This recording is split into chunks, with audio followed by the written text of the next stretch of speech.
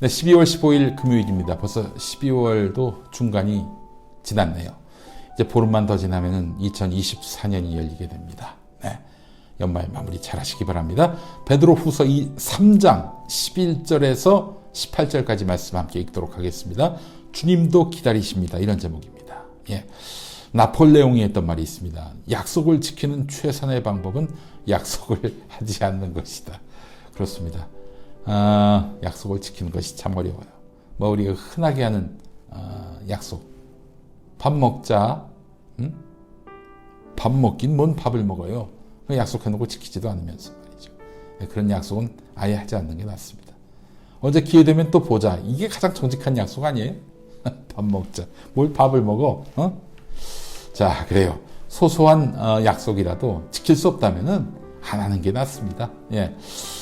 자, 그러나 하나님의 약속은 아주 사소한 것이라도 반드시 실천이 됩니다. 우리가 그 하나님을 본받아야 하지 않을까 하는 생각이 드는데요. 베드로후서 3장 11절에서 18절 말씀 함께 읽도록 하겠습니다. 이렇게 모든 것이 녹아버릴 터인데 여러분은 어떠한 사람이 되어야 하겠습니까? 여러분은 거룩한 행실과 경건한 삶 속에서 하나님의 날이 오기를 기다리고 그날을 앞당기도록 하여야 하지 않겠습니까? 그날에 하늘은 불타서 없어지고 원소들은 타서 녹아버릴 것입니다. 그러나 우리는 주님의 약속을 따라 정의가 깃들여 있는 새하늘과 새 땅을 기다리고 있습니다. 사랑하는 여러분, 여러분이 이것을 기다리고 있으니 티도 없고 흠도 없는 사람으로 아무 탈이 없이 하나님 앞에 나타날 수 있도록 힘쓰십시오. 그리고 우리 주님의 오래 참으심이 구원을 위한 것이라고 생각하십시오. 그것은 우리의 사랑하는 형제 바울이 자기가 받은 지혜를 따라서 여러분에게 편지한 바와 같습니다. 바울은 모든 편지에서 이런 것을 두고 말하고 있는데 그 가운데는 알기 어려운 것이 덜어 있어서 무식하거나 믿음이 굳세지 못한 사람은 다른 성경을 잘못 해석하듯이 그것을 잘못 해석하여서 마침내 스스로 파멸에 이르고 말 것입니다. 그러므로 사랑하는 여러분, 여러분은 이 사실을 따라 알고 불의한 자들의 유혹에 휩쓸려서 자기의 확신을 잃는 일이 없도록 주의하십시오. 우리의 주님이시며 구주이신 그리스도 예수에 대한 지식과 그의 은혜 안에서 자라십시오. 이제라도 영원한 날까지도 영광이 주님께 있기를 빕니다. 아멘. 네, 베드로후서는 이 베드로의 신앙과 정서를 담은 말씀이지 있는 그대로 베드로가 쓴 서신은 아닐 것입니다. 예. 데살로니가 전서가 신약 성경에서 가장 먼저 쓰였는데 아마 베드로후서가 가장 나중에 쓰인 게 아닐까 추정됩니다. 1세기 말에 쓰인 유다서 말씀을 인용하고 있고요. 바울 서신을 이미 성경 말씀으로 인식하고 있고요. 그런 점에서 보더라도 AD 120년 또는 130년 사이에 쓰인 것으로 판단됩니다. 이때는 바울도 베드로도 이제 이 세상 사람이 아닌 때지요. 기대했던 주님의 재림이 늦어지는 문제가 거론되고 있다는 점에서 120에서 123년 사이에 쓰인 것으로 추정이 됩니다. 자, 그런데 베드로 후서에서 가장 눈에 띄는 부분은 거짓 교사들의 출현을 경고하고 있다는 것입니다. 사도에 의해서 지중해권 여러 나라의 복음이 전해지지요. 이로 인해서 예수를 믿는 믿음이 확산되기는 했지만 그 믿음의 차이가 천차만별이었습니다. 그러니까 예수님은 정말 육신이 돌아가신 게 맞나? 그렇지 않다. 예수님은 일종의 헛개비였다. 영으로만 계신 분이었지 실제 육신은 없었다. 예. 이 가현설이라고 하는 거죠.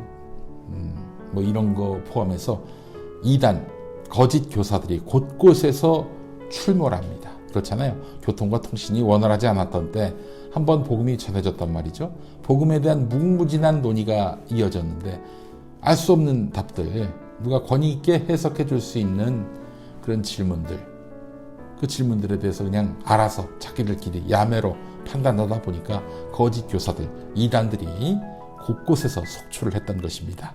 자, 그럴 때 오늘 17절 보십시오. 여러분은 이 사실을 미리 알고 불의한 자들의 유혹에 휩쓸려서 자기의 확신을 잃는 일이 없도록 주의하십시오. 라고 되어 있잖아요. 거짓 교사가 왜 나왔겠습니까? 예수님의 다시 오심에 대한 희망이 희박해지고 있기 때문입니다. 천대를 당해도 억압을 당해도 주님만 오시면 그 모든 아픔을 벗고 기쁨을 누릴 수 있었을 텐데 오시는 시기가 계속 늦춰지고 있는 것 같단 말이죠. 그러다 보니까 예수 믿는 걸 우습게 여기던 사람들, 예수를 믿지 않았던 사람들은 그리스도가 다시 오신다는 약속은 어디로 갔냐? 그 약속을 기다리던 너희 조상들도 죽었고 모든 것이 창조 아래 조금도 달라진 것이 없지 않느냐, 이렇게 비웃기도 합니다. 예수를 안 믿는 유대인들이 특히 이런 말 많이 했죠. 자, 그러면 정말 예수 믿는 사람들이 점점 할 말을 잃게 되고요, 궁지에 몰리게 됩니다. 곧 오신다니까 이런 얘기로 버텨봐야 시간이 지날수록 이불킥만 할 수밖에 없는 그런 상황이었죠. 자, 그럴 때 베드로 후서 저자는 지치지 말고 약속의 날을 기다리면서 그 날을 앞당기도록 하자, 이렇게 말합니다. 앞당기도록 하자? 주님의 다시 오실 날을 어떻게? 무슨 수로? 아니, 우리가 노력하면 하루라도 더 일찍 주님이 재림하실 수 있단 말입니까? 이거 괜히 희망 고문하는 거 아닙니까? 저는 여기서 수동적 신앙과 능동적 신앙의 차이를 봅니다. 수동적 신앙은 주님이 다시 오실 그날까지 기다리는 사람들, 아니 기다리기만 할 뿐인 사람들, 감나무 밑에서 입 벌리는 사람들, 이게 바로 수동적 신앙의 소유자들입니다. 그러나 능동적 신앙의 소유자들은 어떻습니까? 주님의 나라를 이 땅에서 만들어가는 사람들, 스스로 하나님 나라의 영토를 이 땅에 확장하는 사람들이라 하겠습니다. 달란트를 묻어두지 않는 신앙, 하나님이 맡기신 사명은 오늘 우리가 사는 세상에서 열어가야 한다고 믿는 신앙, 이것이 진정한 대림절 신앙이 아닐까요? 주님 다시 오실 그날을 대비하는 신앙이라고 하는 것은 앉아서 기다리는 게 아니라 그날을 미리 이 땅에서 조성하고 또한 완성하도록 노력하는 삶입니다. 자, 그날을 대비하는 신앙이 무엇인지를 돌아보고 마음에서 정답을 찾는 오늘 우리의 모습이 됐으면 좋겠습니다. 함께 기도하시죠. 주님, 주님의 약속을 믿지 못하고 불의와 적당히 타협하면서 다른 삶을 찾아 나선 우리를 용서하여 주옵소서. 주님의 약속의 날이 늦어지는 것은 주님의 능력이 약하기 때문이 아니라 다른 삶을 찾아 나선 우리를 주님이 참고 기다리시기 때문임을 기억합니다. 주님이 보여주신 희망이 멀게 느껴지더라도 우리가 굳은 믿음으로 주님의 의로움을 닮아가게 하옵소서. 예수 그리스도의 이름으로 기도합니다. 아멘. 자, 정말 그렇습니다. 지금 정의가 실종되고 온갖 불의와 반칙이 판치는 세상 같은데요.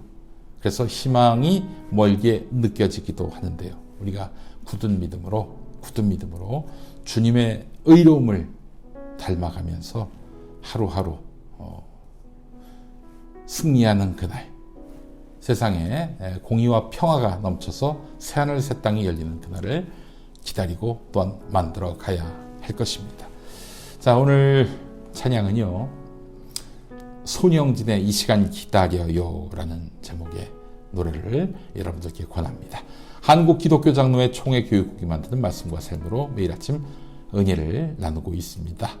자, 많은 구독과 구매를 바랍니다. 저는 주일 오전 11시에 뵙도록 하겠습니다. 여러분 좋은 하루 보내십시오. 감사합니다.